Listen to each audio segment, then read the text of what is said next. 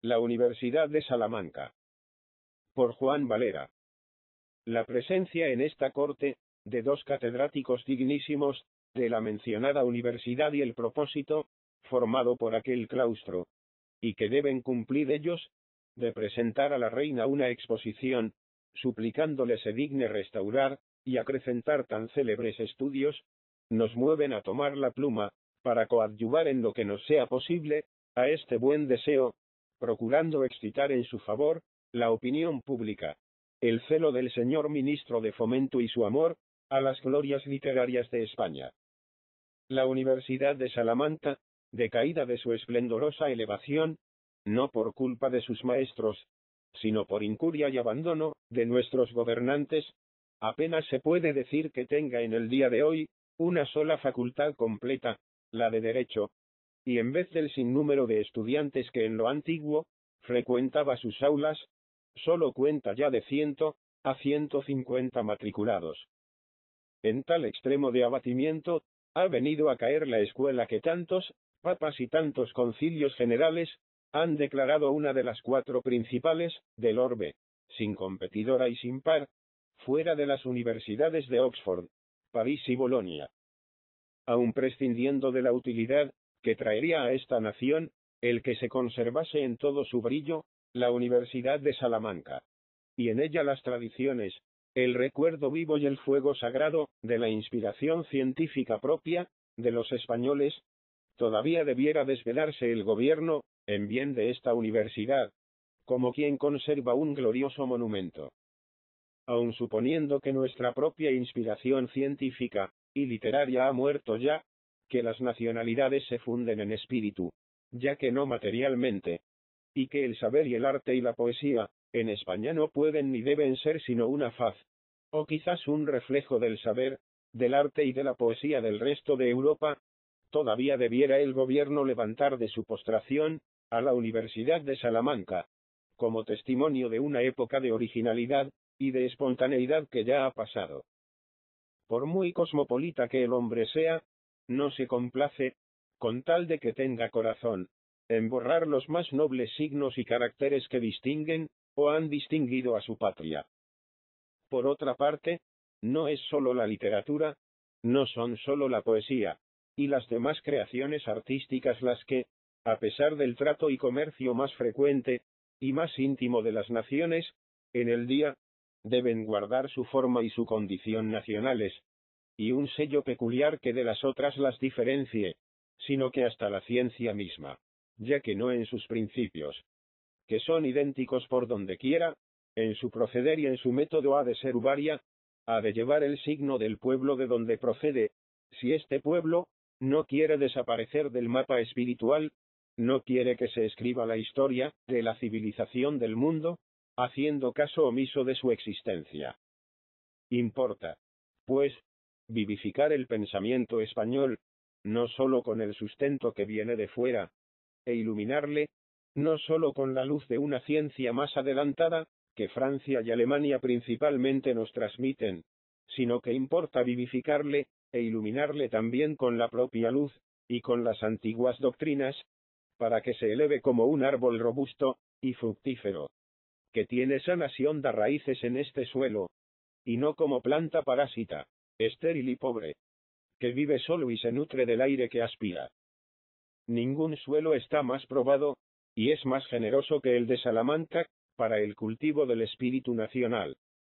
Allí nació gigante, y desde allí se dilató por el mundo todo, llevando a los más remotos climas, nuestra nobilísima,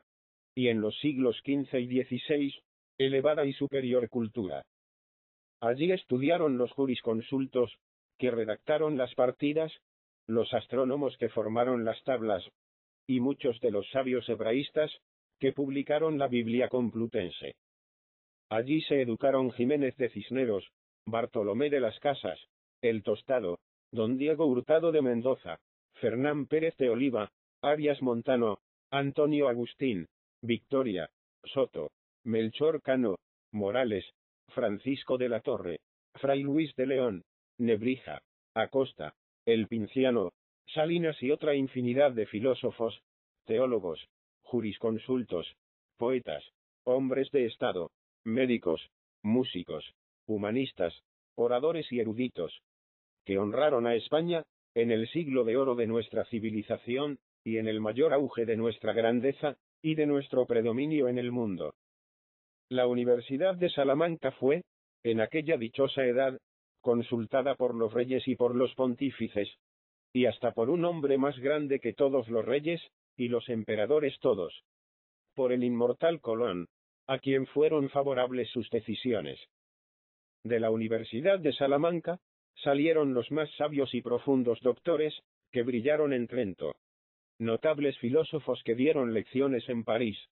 Grandes artistas que enseñaron la música, en Italia.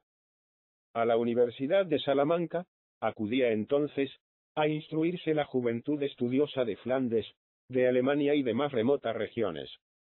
La civilización española, estaba dotada entonces de un carácter propio. Brillaba con luz clarísima, y tenía por centro y foco de esta clarísima luz, a la Universidad de Salamanca. Durante el siglo XVII y primera mitad del XVIII, cuando la estrella de nuestra prosperidad declinó, y se eclipsó, viciada nuestra civilización y agonizante, con la gangrena del más horrible y necio fanatismo, todavía supo la Universidad de Salamanca conservar el riquísimo tesoro de sus glorias científicas, y aumentarle con otras nuevas.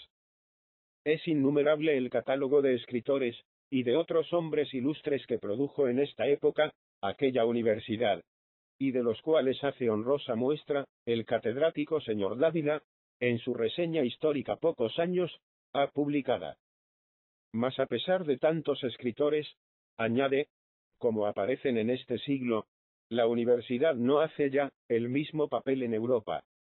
Va decayendo con la monarquía. No se conserva en sus hombres aquella originalidad, aquel vigor de pensamiento, que en el siglo anterior manifestaron. El impulso que a la libertad de la ciencia diera la protesta, fue perdido para nosotros. No entramos como contendientes de primera línea, en las cuestiones vitales que se promovieron. La Inquisición nos mandaba callar, en vez de dejarnos discutir, siquiera en favor del catolicismo. Las plumas de Victoria, de Soto, de Melchor Cano, de Fray Luis de León y del Brocense se rompieron, quedando reducidos nuestros literatos a copistas, a eruditos, a tratar cuestiones escolásticas, que no tenían ya aplicación en el mundo real, porque la autoridad nos había separado del teatro de la guerra. Estos fueron los efectos de la intolerancia, como si debiéramos estar solos, fuera del mundo de la inteligencia. Como si las cuestiones, por peligrosas que sean, que toman vida en la sociedad humana, no la vivificasen al mismo tiempo.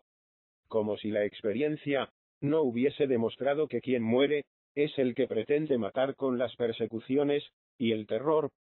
Como si no se supiera bien que el pueblo, que no arrostra los conflictos de la marcha del pensamiento social, es un pueblo que se condena a un suicidio lento, sin interés, sin dignidad y sin nobleza. Con estas sentidas palabras, y con tan fundadas razones, explica y lamenta el moderno catedrático de la Universidad de Salamanca, la caída de aquellos estudios, caída que coincidió con el hundimiento de la civilización y de la grandeza españolas, ahogadas por la más grosera y estúpida superstición, cada día más intolerante y más fuerte. La Universidad de Salamanca guardó, con todo, aún en aquella época lastimosa, el fuego de la inspiración, que había sabido comunicar a sus hijos, y bien se puede afirmar que aquella escuela, así como fue la cuna de nuestra cultura, fue también el lugar predestinado de su renacimiento. En el último tercio del pasado siglo, cuando, reinando Carlos III, empezó a despertarse nuevamente el ingenio español, hubo alguna libertad de pensar y de escribir,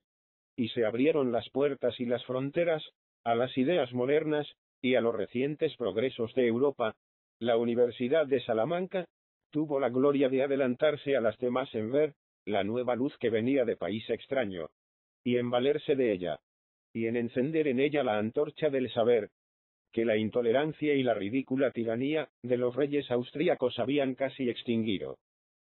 Entonces se puede decir que hubo como una especie de resurrección general de los estudios de Salamanca, que dio origen al movimiento literario, que todavía dura.